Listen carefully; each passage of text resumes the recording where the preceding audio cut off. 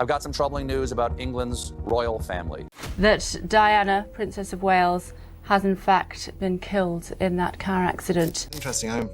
Sounds rather sort of bizarre, but I did go to Diana's coffin the day after I'd written it. On what would have been Diana's 65th birthday, Britain was not simply remembering a princess lost too young.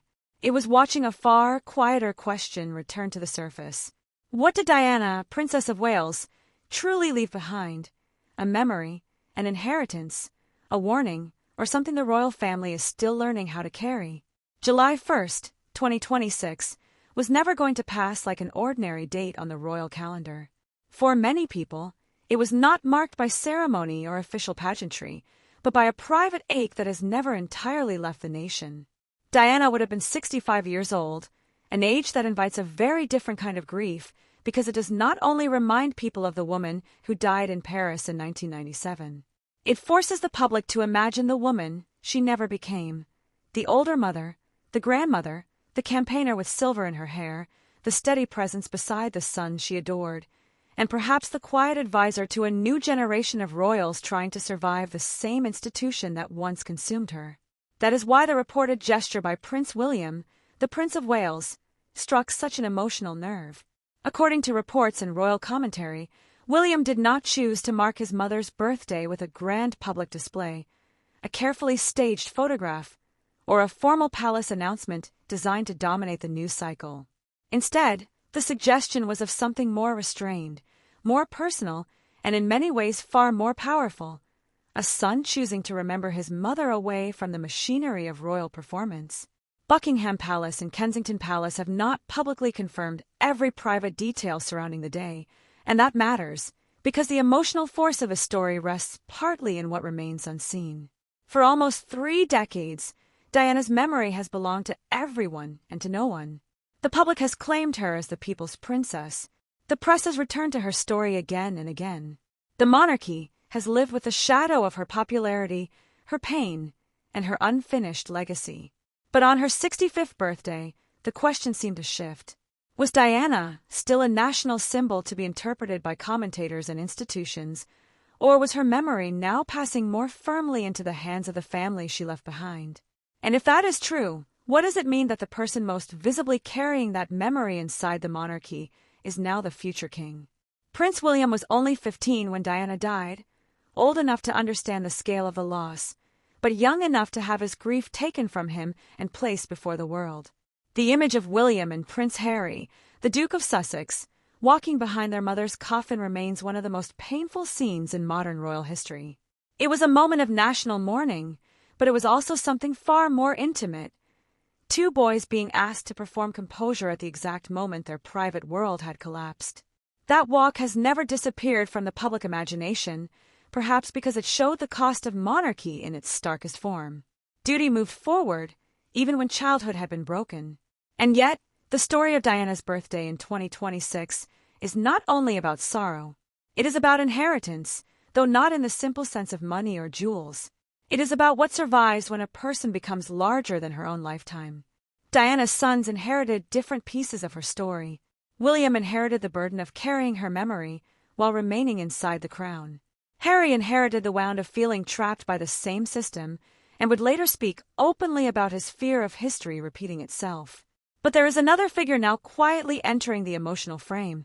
Princess Charlotte of Wales, the daughter of Prince William and Catherine, Princess of Wales, and the young royal child who carries Diana's name as part of her own. That detail is why this birthday felt different.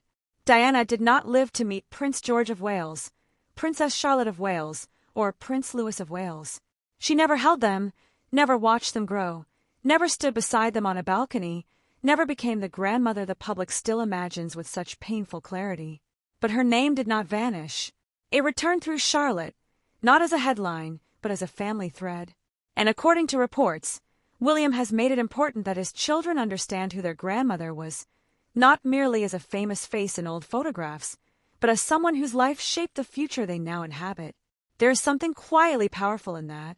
For years, royal observers have asked how much of Diana's legacy William would carry forward and how much he would carefully keep at a distance. He is not his mother, and he has never tried to become her. His style is more controlled, more cautious, more aware of the institutional consequences of every gesture.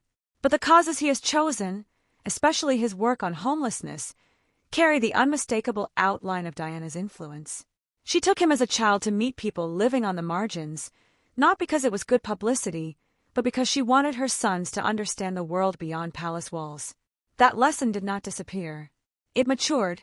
Still, this is where the story becomes more complicated, because Diana's legacy has always created tension inside the royal family. She was beloved by the public, but she was also disruptive to the institution. She changed what people expected royalty to feel like. She touched people others were afraid to touch. She spoke about pain in a family trained to hide it. She brought emotional directness into a world that often preferred silence. And after her marriage to King Charles III collapsed, her story became inseparable from questions the monarchy never found easy to answer. Was she failed by one marriage, or by a system that needed her image more than it protected her humanity? That question has never fully gone away. It sits beneath almost every modern discussion of Diana, whether the subject is William's future reign, Harry's departure from royal life, Catherine's role as Princess of Wales, or the emotional expectations now placed on Charlotte. Diana's birthday did not create that tension. It revealed that the tension is still there. Because when a woman remains this powerful in public memory nearly 30 years after her death, she is no longer just a person being remembered. She becomes a measure by which the monarchy itself is judged. And perhaps that is why William's quiet approach matters more than a formal statement ever could. A palace statement can honor a memory, but it can also contain it. A private family gesture suggests something different. It suggests that Diana's story is no longer only being managed by the institution around her, but carried by the people who loved her and were shaped by her. That distinction may sound small, but in royal terms it is enormous. The monarchy survives through symbols, and Diana remains one of the most emotionally charged symbols it has ever produced. Yet there is another layer beneath this birthday that many viewers may not immediately notice. Diana did not leave behind only photographs, causes, and memories. She also left behind a will, personal possessions, jewelry, money, and a set of wishes that would become more complicated after her death than many people realize. Some of those wishes were fulfilled in visible ways, such as the sapphire engagement ring now worn by Catherine, Princess of Wales, and the diamonds from Diana's collection used in the ring given to Meghan Markle, the Duchess of Sussex. But other parts of Diana's estate story were far messier, shaped by legal decisions, delays, taxes, and choices made after she was gone. That hidden estate story matters because it changes how we understand Diana's legacy. On the surface, William's birthday tribute appears to be about memory, a son remembering his mother, a father teaching his daughter about the grandmother she never knew, a future king choosing tenderness over spectacle. But beneath that is a larger royal truth. Diana's legacy moved through her sons in two completely different directions. One son remained within the monarchy and appears determined to keep her human warmth alive inside it. The other son eventually stepped away from royal life and has said publicly that his mother's money helped make that escape possible. So what did Diana really leave behind? Was it the emotional blueprint William now carries as he prepares for kingship? Was it the financial independence that allowed Harry to break from the royal system? Was it the jewelry that still appears on the women who married her sons? Or was it something deeper? A lesson about love, freedom, protection, and the cost of belonging to an institution that can turn even family grief into public duty? On her 65th birthday, those questions began to gather around William's reported private remembrance like shadows around a candle. The moment may have seemed quiet, but it opened a door into one of the most sensitive parts of Diana's story. Because to understand why this birthday carried such force, we have to look beyond the flowers, the photographs, and the familiar tributes, and ask what Diana left behind that the royal family could not simply frame, display, or control. That is where Diana's birthday became more than a date of remembrance. It became a mirror. Every year, July 1st invites Britain to look back at the woman who changed the emotional language of royalty, but in 2026, that reflection felt sharper because the people carrying her legacy are no longer the grieving boys the world once watched in silence. They are adults now, husbands, fathers, public figures, and in William's case, the future of the crown itself. The tragedy has not faded, but its meaning has shifted. Diana is no longer only being mourned. She is being inherited, and that inheritance is not simple. In royal families, memory is never just personal because every remembrance carries a message. A photograph, a ring, a visit, a name, a cause, a silence. Each one can become part of the monarchy's public language. That is why Diana remains so difficult for the institution to place neatly into history. She was not only loved because she was beautiful or glamorous, though the world certainly saw both. She was loved because she made royalty feel emotionally reachable at a time when the crown often seemed distant, polished, and untouchable. She brought warmth into spaces where protocol had long been the louder voice. But warmth can be dangerous inside an institution built on control. Diana's gift was that she could walk into a hospital ward, a shelter, or a crowd of strangers and make the moment feel human rather than ceremonial. For the public, that was magic. For the monarchy, it was more complicated because once people had seen that kind of emotional openness, they began to expect it. They no longer wanted royal duty to be only about uniforms, processions, and speeches written in careful language. They wanted feeling. They wanted vulnerability. They wanted proof that the people inside palace walls understood ordinary pain. That expectation did not die with Diana. In many ways, it became one of the most powerful standards by which younger royals are now judged. When Catherine steps into a role once held by Diana, the comparison is unavoidable, even when it is unfair. When William speaks about homelessness, grief, or family, listeners search for traces of his mother's influence. When Harry speaks about protection, trauma, and escape, the same shadow appears from a different direction. And when Charlotte's name is mentioned in connection with Diana, the public does not hear only a family tribute. They hear continuity. They hear the possibility that a woman the monarchy once struggled to contain is still shaping the House of Windsor through children she never lived to meet. This is why the reported birthday moment carried a weight that a formal anniversary statement could never fully capture. It suggested that Diana's legacy is moving from public mythology into private teaching. If reports are accurate, William is not simply allowing his children to know that Diana existed. He is helping them understand who she was within the family story, before the cameras, before the tabloid battles, before the impossible global mourning. That distinction matters. A nation remembers Diana as an icon, but her grandchildren need something more intimate than an icon. They need a grandmother they can imagine. And yet, that very act of remembering creates another tension. How do you teach young royals about Diana honestly without reopening the wounds surrounding her life? How do you speak of her compassion without also explaining why it felt so radical? How do you celebrate her courage without acknowledging the loneliness that often came with it? And perhaps most delicately of all, how does William keep his mother close while preparing to lead the institution that became inseparable from her suffering? That is the emotional difficulty at the center of the story. William's position is unlike anyone else's. He is Diana's son, but he is also the direct heir to the throne after King Charles III. He carries personal grief and institutional responsibility in the same body. He cannot remember his mother only as a son might, because every public expression of that memory is interpreted through the future of the monarchy. If he speaks too little, observers may say the palace is still uncomfortable with Diana. If he speaks too much, others may accuse him of using her legacy. So his approach has often been careful, measured, and understated, allowing the memory to surface through causes, family choices, and symbolic gestures rather than through constant public declaration.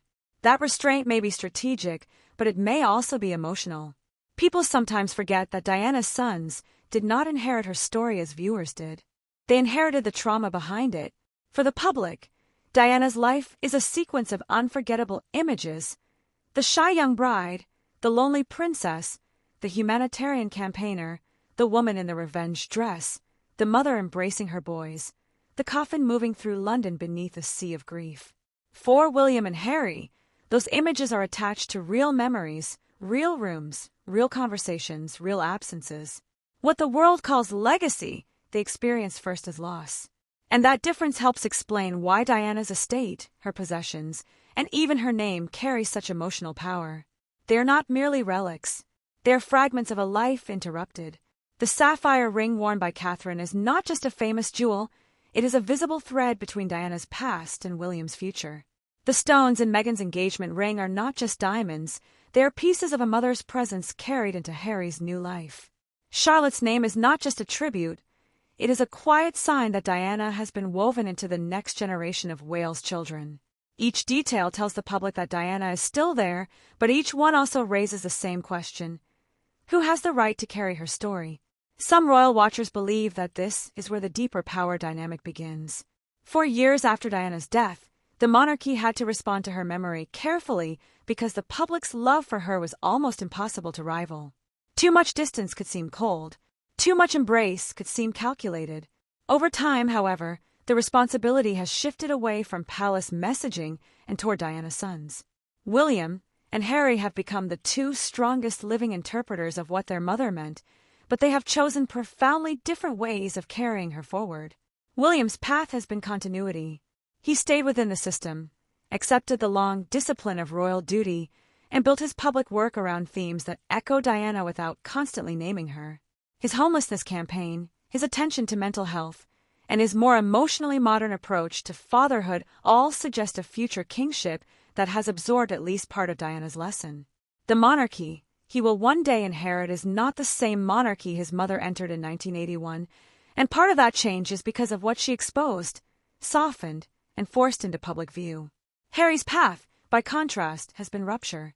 The Duke of Sussex has often spoken of his mother as a guiding presence in his decision to protect his family, challenge the press, and step away from the royal machine. Whether viewers agree with his choices or not, the emotional logic he presents is deeply tied to Diana. He has framed his own departure not merely as rebellion, but as prevention, a refusal in his telling to let the past repeat itself. And that is where the story of Diana's legacy becomes more sensitive, because the same mother is used to explain two opposing royal futures, one son reforming from within, the other surviving by leaving.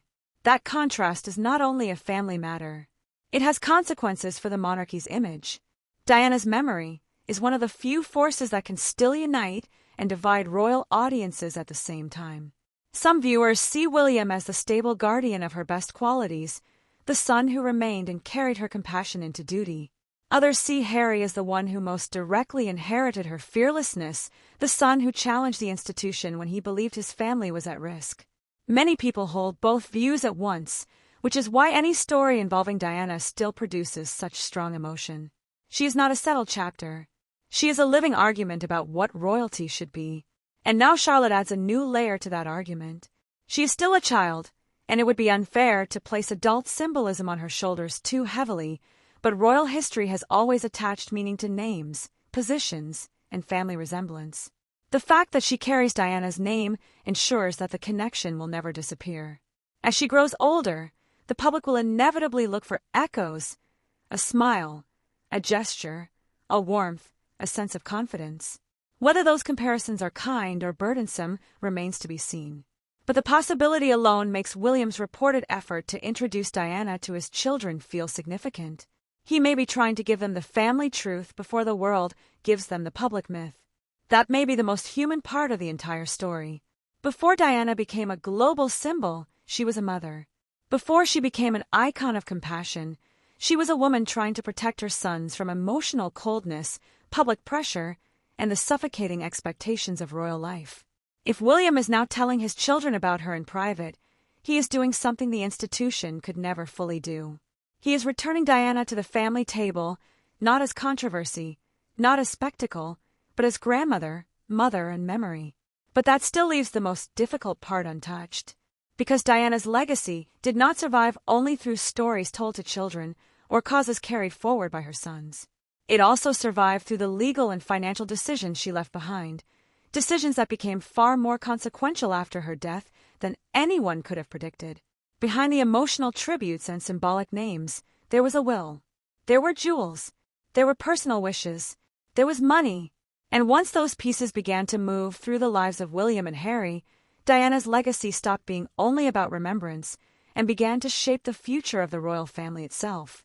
Behind the emotional tributes and symbolic names, Diana's story entered a colder world, one far removed from flowers outside palace gates and whispered memories inside family homes.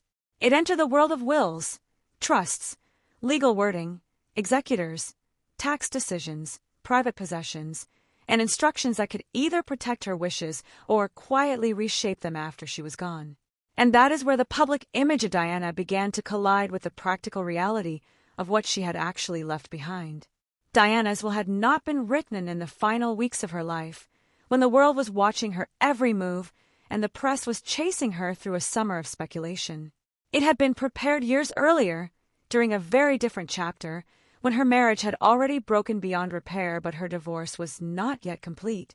At that point, she was still navigating the strange space between palace wife and independent woman, still tied to the monarchy by title, motherhood, public expectation, and the uncertain future of her two sons. That timing mattered because the document reflected one moment in her life, not the full complexity of everything that came after. The basic intention appeared clear enough. William and Harry were to be the central beneficiaries of their mother's estate. In emotional terms, that surprised no one. Diana had built her life around those boys, and even during the most painful years of her marriage, her devotion to them remained one of the few things the public never questioned. But in legal terms, love is not enough. A will has to survive interpretation, taxation, administration, and the decisions of the people appointed to carry it out. Diana may have known exactly what she wanted in her heart, but once she was gone, her wishes had to move through a system that does not respond to grief. It responds to paperwork.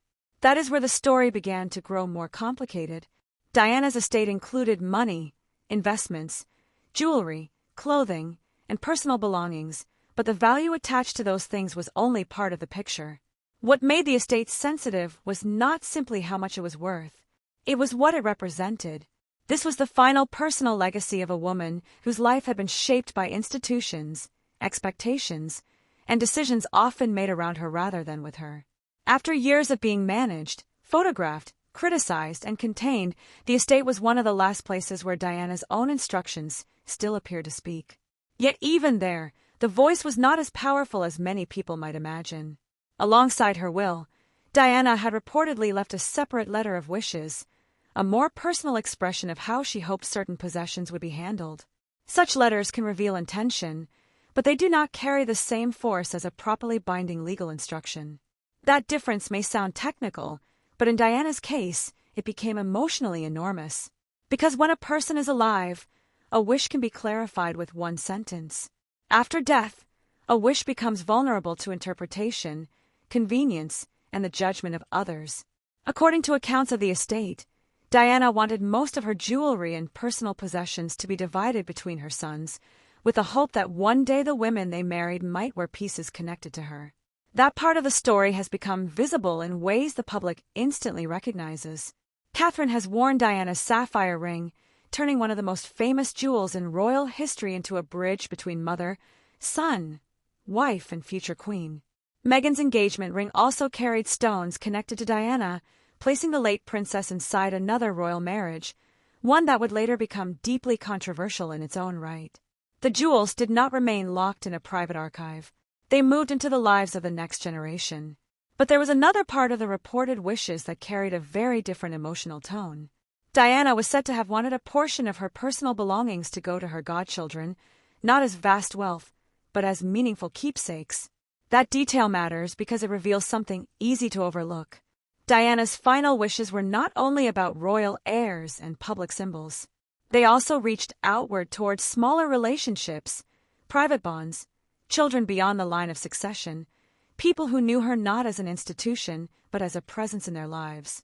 If those wishes were not carried out in the way she had hoped, then the question becomes uncomfortable. How much of Diana's personal intention survived once the estate entered formal control? This is not a simple question of blame. Estates are often more complicated than the public imagines, especially when they involve high-profile figures, family history, legal advice, tax exposure, and possessions of both financial and emotional value. But with Diana, every administrative choice became symbolically loaded. A delay was not just a delay. A distribution was not just a distribution. A missing personal item was not just an oversight. Because the woman at the center of the estate had spent much of her adult life fighting to be heard, any suggestion that her final wishes were softened, altered, or only partly honored carries a painful echo. And that echo leads directly into the deeper royal dynamic. Diana's sons inherited the same mother, but they did not inherit the same future. William's life was always moving toward the crown, toward structure, duty, preparation, and the long discipline of becoming king. Harry's life occupied a more uncertain position, close enough to the center to feel its pressure, but far enough from the throne to question what that pressure was for. So even before the inheritance reached them, the meaning of that inheritance was already different. The same money, the same possessions, the same eternal memory could land in two lives in completely different ways. For William, Diana's estate became part of a much larger royal destiny. He would one day inherit not only personal wealth, but position, land, constitutional responsibility, and the immense machinery of the monarchy itself. Whatever his mother left him mattered emotionally, but it did not define his path. His future had been written long before he was old enough to understand it. The crown was not an option waiting for him. It was a destination, and perhaps that is why Diana's legacy in William's life often appears through behavior, causes, and family symbolism rather than through rebellion. He carries her forward within a structure he cannot simply abandon. For Harry, the situation was different from the beginning. The younger son inherited love, pain, and visibility without the same clear institutional purpose. He was necessary to the royal image, especially when young, but not necessary to the line in the same way. That position can look privileged from the outside, and in many ways it is, but royal history has shown again and again that being close to the throne without being the throne can create its own kind of tension. The spare is protected, used, celebrated, blamed, and sometimes left searching for a role that belongs fully to him.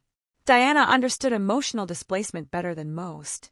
Whether she foresaw how sharply that would affect Harry remains unknowable, but the parallel is difficult to ignore. This is where the estate story begins to connect with the birthday story in a more serious way. On the surface, William's reported remembrance of Diana speaks to continuity, to keeping her memory alive for George, Charlotte, and Louis. But the estate speaks to consequences. It asks what happens when memory becomes practical power. It asks what a mother can still do for her children after death, not only by inspiring them, but by giving them resources, objects, legal claims, and emotional permission. In royal life, those things can matter more than outsiders realize, because independence is never only emotional. It is often financial first. The monarchy has always understood that power is not held only through crowns and titles. It is held through property, income, access, security, housing, staffing, and the quiet systems that make obedience easier than departure. For working royals, the institution is not simply a family. It is employer, platform, protector, and boundary. To step away from it means more than leaving ceremonies behind. It means confronting the question of how to live when the structure that shaped your identity no longer supports your daily life. That is why Diana's estate, once seen mainly as a mother's inheritance, would later take on a meaning that reached far beyond family wealth. But Section 3 cannot resolve that meaning yet, because the most consequential use of Diana's inheritance had not happened when the will was opened. It was waiting years ahead, hidden inside choices no one could yet predict. In the immediate aftermath of her death, the focus was still on administration, distribution, and the painful sorting of a life interrupted. The world saw the funeral, the flowers, the headlines, and the sons in mourning. Behind the scenes, however, Diana's final legacy was being placed into legal and financial structures that would quietly shape the next chapter of royal history. That is what makes this part of the story so unsettling. Diana's estate was not a dramatic public act. It was not a speech, an interview, or a confrontation. It was a set of documents and decisions, handled after her death by others, moving slowly through systems most people never see. And yet, inside that quiet process sat the beginnings of a future rupture. The jewels would become symbols. The memory would become inheritance. The money would become possibility. And once possibility entered the lives of her sons, the story was no longer only about what Diana had left behind. It was about what one of them would eventually be able to do with it. But even that did not explain the most sensitive part of the story, because the real turning point was not simply that Diana left wealth to her children, or that some of her wishes became complicated after her death. The real question was what happened when that inheritance reached a son who felt the institution had repeated the same patterns his mother once endured. And once that possibility entered the conversation, Diana's legacy moved into far more dangerous territory. That dangerous territory emerged years later, not in the quiet reading of a will, but in the moment Harry began to describe his mother's inheritance as the bridge between royal captivity and personal freedom. For much of his adult life, the money Diana left behind sat in the background of the public story, treated as a private family matter, a financial detail attached to a tragedy everyone already knew. But when the Duke of Sussex later spoke about leaving royal life, that inheritance suddenly stopped looking like a footnote. It became one of the most consequential pieces of Diana's legacy. The turning point came when Harry explained, in his own public words, that he would not have been able to make the break without the money his mother left him. That statement changed the emotional meaning of the estate completely. Until then, Diana's inheritance could be understood as a mother's final provision for her sons, a way of protecting their comfort, their future families, and their independence within the privileged world they had been born into. But after Harry and Meghan stepped back from royal duties, the same money took on a sharper meaning. It was no longer simply inheritance. It was leverage. It was distance. It was breathing room. And that is where the story became deeply uncomfortable for the monarchy. Diana had spent years struggling inside a system that offered enormous visibility but very little freedom. She was watched, judged, directed, and expected to perform a role even when the private reality behind that role was collapsing. Harry has often drawn a line between his mother's experience and his own fears for Meghan, and whether viewers agree with every choice he made or not, the emotional connection he describes is impossible to separate from the decisions that followed. His claim was not merely that he wanted a different life. It was that he believed the old pattern was beginning again. That belief placed Diana at the center of a modern royal rupture. The institution could deal with a grandson wanting privacy. It could manage criticism, headlines, and even public disagreement. What it could not easily absorb was the suggestion that Diana's money had helped one of her sons escape the very structure she had once found so painful. That is a devastating symbolic reversal. The monarchy had survived Diana's interviews, her divorce, her death, and decades of public mourning. But now, through Harry's departure, her legacy seemed to be acting on the institution from beyond the grave. This is why the inheritance story cannot be separated from public perception. For supporters of Harry and Meghan, Diana's money represented a mother protecting her son when the palace would not. It became proof that Diana, who had once fought to keep her boys emotionally human, had somehow given Harry the means to protect his own family when he felt cornered. For critics, the same inheritance was viewed differently, as part of a privileged exit from a privileged life, made possible by wealth most ordinary people could never imagine. That divide mattered because it turned Diana's estate into a battlefield of interpretation. And the palace, by its nature, could not easily answer that battlefield in emotional language. Institutions defend themselves through procedure, statements, silence, and continuity. Diana's power came from feeling. Harry's argument, however controversial, also came from feeling. That meant the monarchy was facing not only a public relations problem, but a language problem. How does an institution built on restraint respond when one of its own says restraint became dangerous? How does it defend tradition when the most beloved royal woman of the modern age is repeatedly used as the emotional evidence against it? William's position in this moment became especially complicated. The Prince of Wales did not only lose a mother, he also remained inside the very institution Harry chose to leave. That placed the brothers on opposite sides of Diana's legacy in the public imagination, whether either of them wanted that framing or not. William came to represent continuity, discipline, and the possibility of reform from within. Harry came to represent rupture, exposure, and the belief that survival sometimes requires departure. The same inheritance, the same childhood wound, and the same mother produced two very different royal paths. For William, that contrast may have carried its own pressure. He could not allow Diana's memory to belong only to the narrative of escape. If the future king is to carry his mother forward, he must show that her compassion can live inside the monarchy, not only outside it. That is why his work, his family symbolism, and his reported desire for his children to know Diana all matter in a larger institutional sense. They help answer a question the palace cannot afford to ignore. Can the monarchy absorb Diana's humanity without being undone by the memory of how she was treated? For Harry, the inheritance carried another kind of consequence. Once he stepped away, the money Diana left him helped create the space in which he and Meghan could build a separate platform, make their own media deals, speak publicly, and define their experience in their own words. That independence changed the balance between the Sussexes and the palace. A dependent royal can be contained more easily. A financially independent royal, especially one with global attention, becomes much harder to control. And if that independence began with Diana's estate, then the monarchy was not simply dealing with Harry's decision. It was dealing with Diana's final protection of him. That protection came at a cost. The more Harry spoke of Diana as a guiding force, the more her memory became tied to his conflict with the institution. Some observers saw that as honest and moving. Others saw it as painful, even unfair, because Diana could not speak for herself and her legacy was being pulled into a new royal war. But this is the unavoidable danger of unresolved history. When a family does not fully settle the meaning of a wound, the next generation often inherits not only the grief, but the argument around it. And that argument did not stay private. It entered interviews, documentaries, memoirs, headlines, public debates, and family silence. It shaped how people viewed King Charles, how they interpreted William's restraint, how they judged Meghan's treatment, and how they remembered Diana herself. Suddenly, every reference to the late Princess of Wales carried extra weight. Was she being honored, defended, used, misunderstood, or finally vindicated?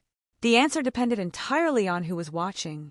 That is what made the birthday moment in 2026 feel so loaded. On one side of the story, William was reportedly keeping Diana close through memory, children, and quiet family remembrance. On the other side, Harry had already shown the world how Diana's inheritance could be turned into action. One son was preserving her inside the future of the monarchy. The other had used what she left behind to move beyond it. The contrast was not neat, and it was not easy, but it revealed the strange power of Diana's legacy. It could support the crown and challenge it at the same time. For the institution, that is a serious problem because Diana remains emotionally bigger than almost any palace narrative. The monarchy can plan jubilees, tours, balcony appearances, and carefully manage family images, but it cannot fully control what Diana still means to people. Her story belongs partly to history, partly to her sons, partly to the public, and partly to the unresolved emotional memory of a woman who seemed both royal and wounded by royalty. That makes her legacy both valuable and dangerous. It can soften the monarchy's image, but it can also expose its old failures. This is where Charlotte's place in the story becomes more than sentimental. As William's daughter grows up, the connection to Diana will likely become more visible, more discussed, and more symbolically important. If William is careful, that connection can become a source of warmth, continuity, and family depth.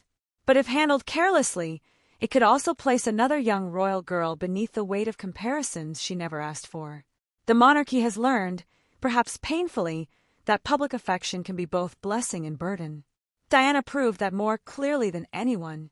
So by the time Britain marked Diana's 65th birthday, the story was no longer simply about remembrance. It was about control, inheritance, survival, and the future image of the crown. William's quiet tribute suggested one path forward: keep Diana close, but keep her human, honor her publicly, but teach her privately, let her legacy strengthen the monarchy rather than haunt it. Harry's path suggested another: remember Diana by refusing the pressures that once overwhelmed her. Both interpretations carry emotional truth, and that is precisely why the issue remains so sensitive. But even then, one question remained unanswered, and it was the question that could define the entire story. If Diana's memory now lives through William, Harry, Charlotte, Catherine, Meghan, and the choices each of them makes, then who truly owns her legacy anymore? Is it the son who stayed, the son who left, the granddaughter who carries her name, or the public that never stopped grieving her? To understand what this truly means, we have to look at the final and most difficult truth sitting at the center of everything. So perhaps the question was never whether Diana's legacy belonged to one person at all. Perhaps the deeper truth is that it was too powerful, too unfinished, and too emotionally complicated to be held by any single branch of the family.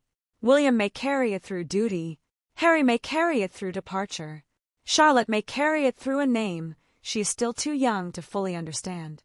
And the public, in its own way, carries it through memory, grief, and the stubborn refusal to let Diana become merely a chapter in royal history.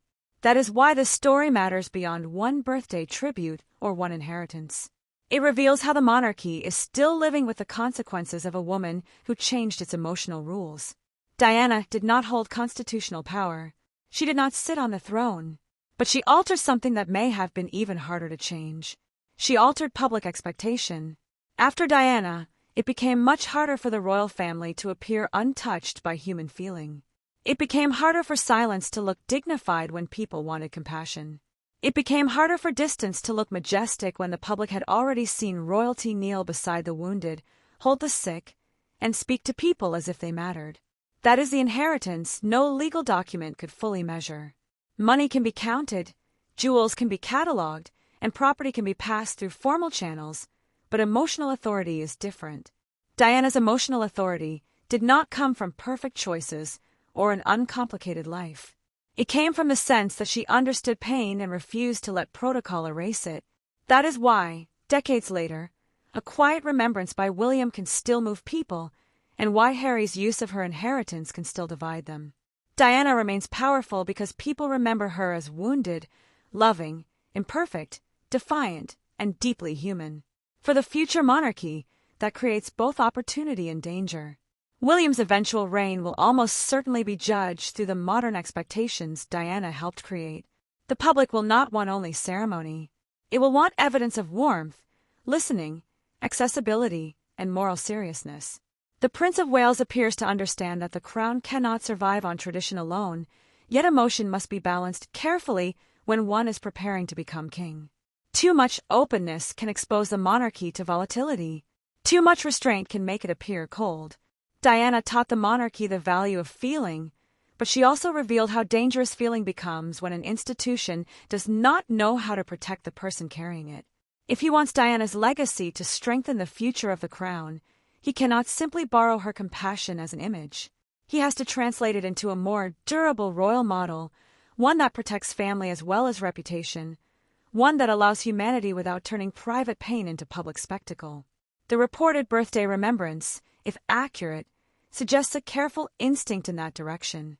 It was not theatrical. It did not demand applause. It allowed Diana to be remembered as family first and symbol second. But Harry's path remains the warning inside the story. His departure showed that affection, privilege, and royal status do not always equal belonging. It also showed that Diana's unresolved legacy could become a force of separation as much as continuity. When a son says his mother's money helped him leave, the institution is confronted with a painful implication. Diana's final protection did not simply preserve comfort. It created choice. And in royal life, choice can be revolutionary, because a monarchy depends on people accepting roles they did not choose for themselves.